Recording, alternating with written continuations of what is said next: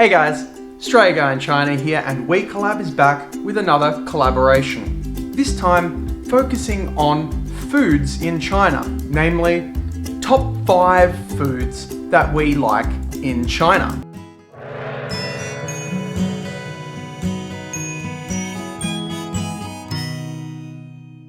Now, much like our last collaboration, this one is split over everyone's channel. So after you watch mine and after you hit that like and subscribe button, go over to their channels and make sure you have a look and see what perhaps they find is the best or their favorite food in China too.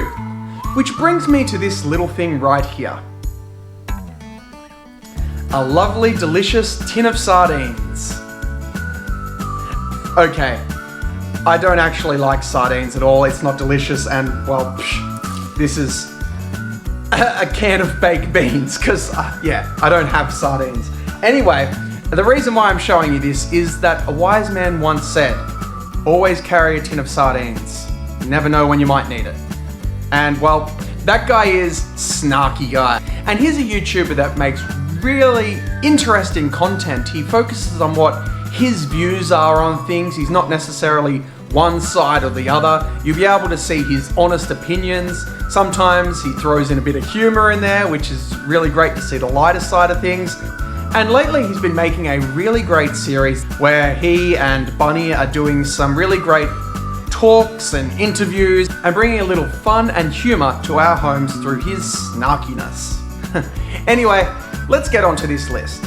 Now, as I'm about to start this list, I want to point out that although this is the top 5 foods, I'm going to be focusing a bit less on meals as such and more on my food experience in China. So yes, there is some amazing dishes that you can get in China, and yes, there are some ridiculous dishes you can get in China too. But I kind of wanted to focus more on, I guess, ingredients or experiences that have kind of influenced me while I've been in China.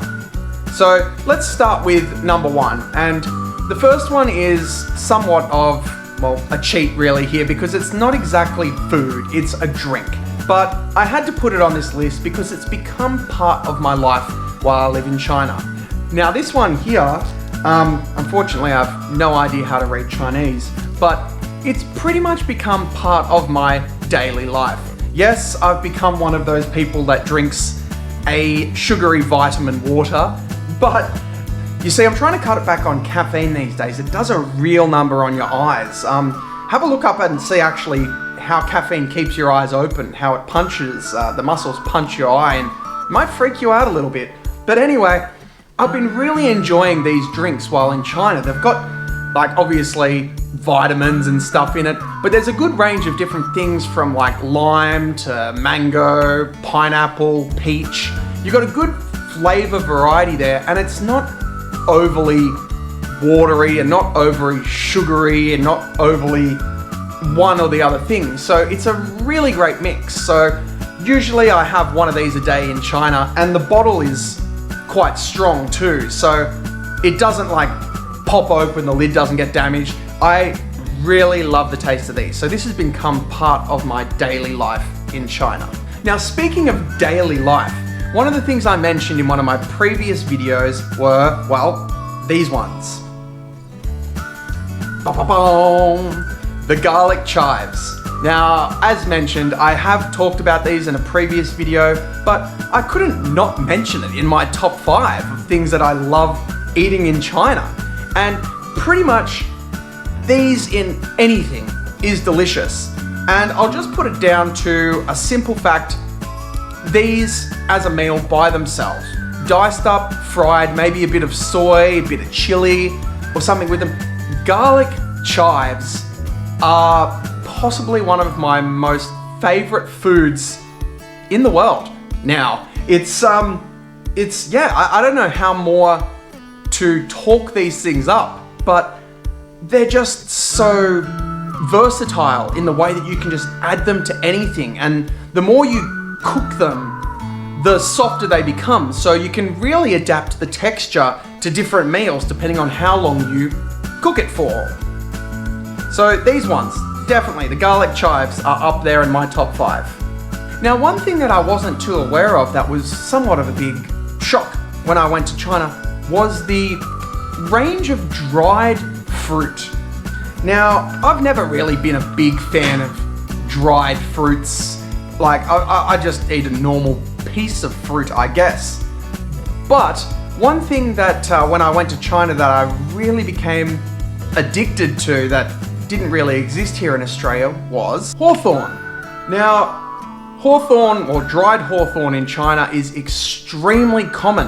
You can get big slicey pieces like this, or you can get these tiny little disc ones that are almost like just popping a pill in your mouth. They're like just a little, like you remember like the old Tarzos type thing? There's different ways you can actually get dried hawthorn, and you can get ones covered in sugar, you can get ones without the sugar, you can get, I've heard ones like covered in chocolate and that. And it's something that actually makes a really great snack.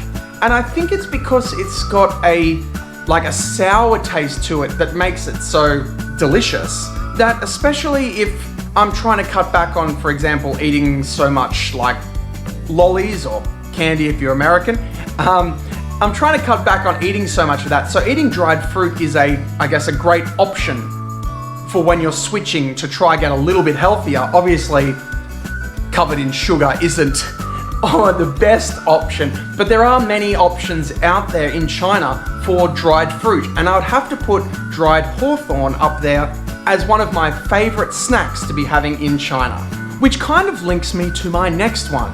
In Australia, I eat a lot of apples. Delicious, yummy, crisp apples. But yet in China, they've got, as I just mentioned, hawthorn. Now, we don't really have, to my experience in Australia, and I've worked in produce for many years, hawthorn apples aren't so common in Australia. Hawthorn berries you can get, but hawthorn apples aren't so common. So, to my shock and to my, I guess, super excitement, was to find a thing called Tunghu. It's essentially the equivalent of a toffee apple in China. You've got these skewered hawthorn apples, and again, they're not as big as an apple. They're more like, you can get them like the size of a large strawberry. They kind of shrivel a bit, but you get like maybe 4 or 5 of these skewered on a stick, and they're just completely doused in this beautiful, sweet sugar. Like, you know, sometimes it's like just pretty much melted sugar, other times it's like a taffy type sugar, and oh, my mouth is salivating just thinking of it. It's a really great, delicious snack. Yes, maybe they're for kids, whatever, judge me if you will. I love my sugary snacks, but the Tunghu is just such a great thing. Like, you walk by, you see it like on a stand, someone's selling it. It could be in the middle of winter, could be in the middle of summer. And it's a good, I guess, combination, unlike the toffee apple, where you kind of get a crisp apple, and the crisp apple becomes kind of this soggy goop underneath the toffee part that it kind of just tastes like you're eating an old apple covered in sugar. Whereas Tunghu is, I guess because it's sour, you get this sour apple taste, and so the sour apple actually works well. When it kind of gets that smushy, getting oldness, it's still perfectly fine because it tastes sour. And you combine that with the sugar, and you've got this perfect blend of sour and sweet, and they smash together like this sour and sweet that come together to make an absolutely delicious, probably very unhealthy, but delicious snack that I have definitely grown to love while in China. So, yes, I love my apples, but I really love my Tunghu.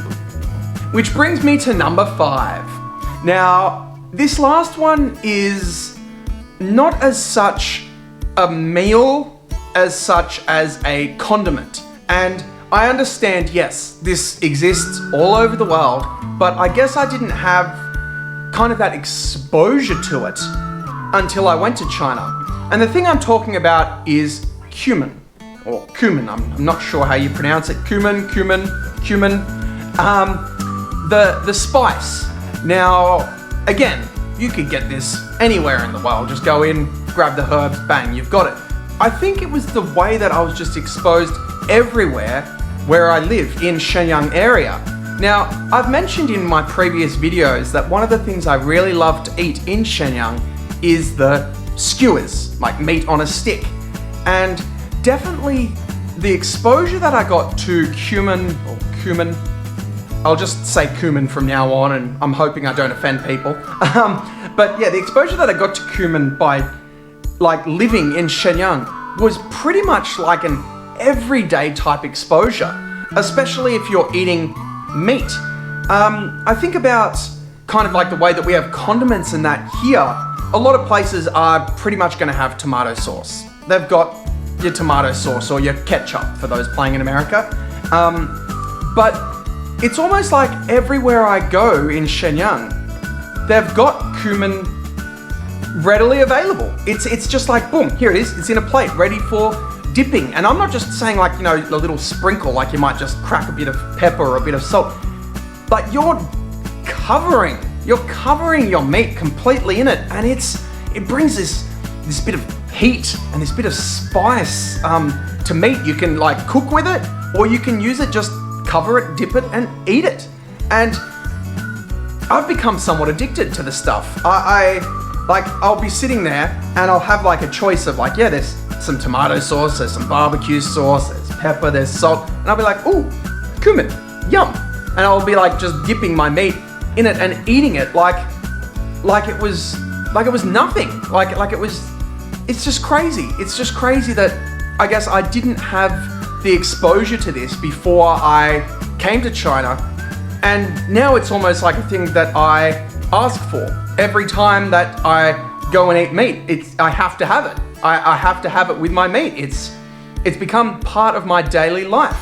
So again, there are brilliant foods and meals in China that are delicious. But this has been kind of the top 5 things that influence my daily life and that I somewhat can't live without while I'm in China.